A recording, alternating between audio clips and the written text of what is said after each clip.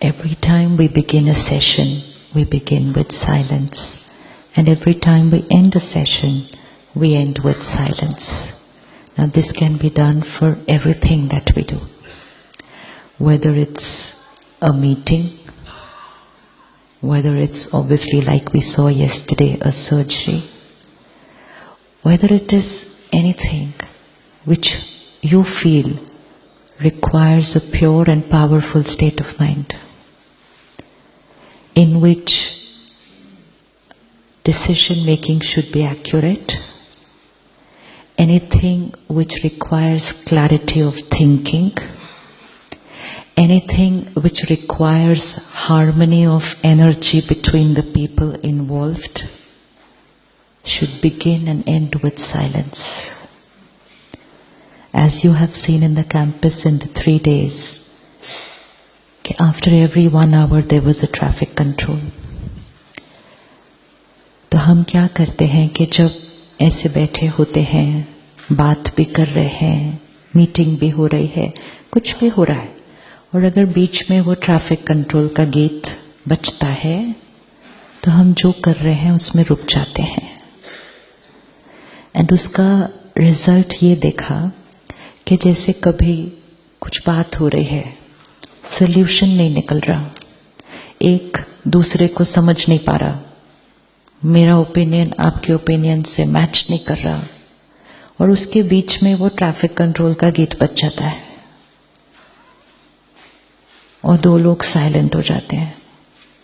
Silent होते ही, अपनी thoughts को चेंज करते ही, जब उस गीत के बाद वापस कॉन्वर्सेशन में आते हैं तो कॉन्वर्सेशन का कंटेंट और एनर्जी दोनों बदल जाता है.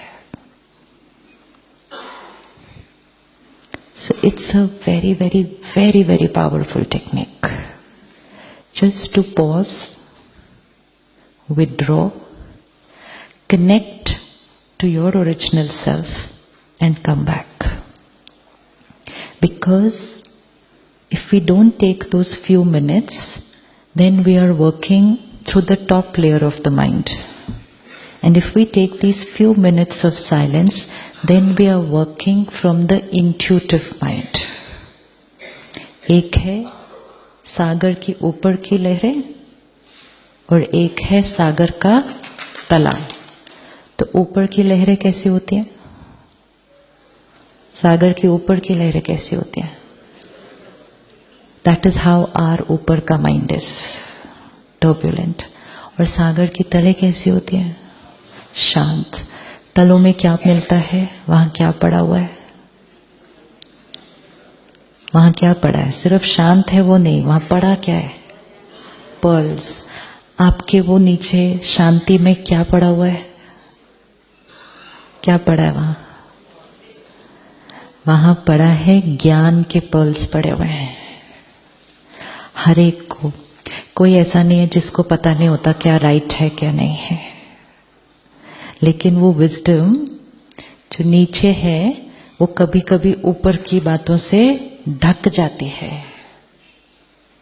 और फिर जब हमें डिसीजन लेना होता है तो हम औरों से पूछते हैं, आपको क्या लगता है मुझे क्या करना चाहिए? आंसर किसको पूछना चाहिए? आंसर किसको पूछना चाहिए? इंट्यूशन. इंट्यूशन. एक ट्यूशन क्लास है जो अंदर चलती है.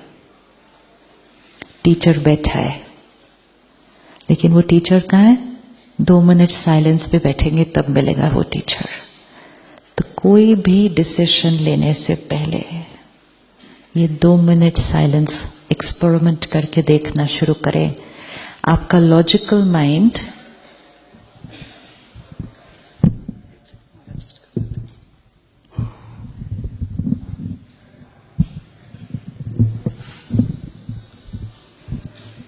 आपका लॉजिकल माइंड एक आंसर देगा और आप 2 मिनट साइलेंस अगर करेंगे शायद आपको दूसरा आंसर मिलेगा.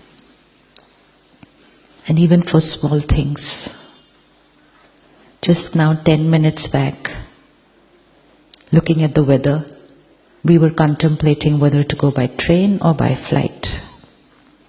And I was like, train, flight. ऐसा होगा, वैसा होगा, ऐसा करे, ऐसा करे. I said, let's go and sit in Baba's room for 2 minutes. And 3 people went. And when 3 people came out, they had one opinion. Before going in, all 3 were different. Different means everyone was right, but everyone had, ऐसा करेंगे तो ऐसा हो जाएगा, ये करेंगे तो ये हो जाएगा, वो करेंगे तो वो हो जाएगा. इतने लोगों ने जाना है, 25 लोगों ने उस फ्लाइट से जाना है, नहीं हो तो 25 लोगों को संभालना है, कैसे करेंगे? तो 3 people went inside only for 2 minutes. Only for 2 minutes. Came out and everybody had the same answer. This has happened just 10 minutes before coming into this hall. So that 2 minutes is very important. 2 minutes to connect to your own intuition, and most important, 2 minutes to ask. 2 minutes to ask Him. परमात्मा का ज्ञान और शक्ति हमेशा हमारे साथ होती है, वो तो कॉन्स्टेंटली दे रहा है. गॉड इज लाइक द सन, वो कॉन्स्टेंटली रेडिएट कर रहा है, लेकिन उसकी पावर को कैच करने के लिए हमारी फ्रीक्वेंसी, वो तो सबको दे रहा है, वो ऐसे थोड़ी है इसको दे रहा है इसको नहीं दे रहा. जो मेडिटेशन रूम में बैठा है उसको दे रहा है, जो बाहर बैठा है उसको नहीं दे रहा, ऐसा थोड़ी है, वो तो कांस्टेंट है. लेकिन उसको कैच करने के लिए हमारी माइंड क्या होनी पड़ेगी? ऊपर का स्ट्रेस, फियर, एंजाइटी, कंफ्यूजन, उसको साइलेंट होना पड़ता है. इसलिए that 2 minutes silence. These are very, very small practices which will and should become a part of our lifestyle from tomorrow. And जब आप ये करना शुरू करेंगे, आपको कभी भी किसी और को जाके पूछना नहीं पड़ेगा, आपको क्या लगता है मुझे क्या करना चाहिए.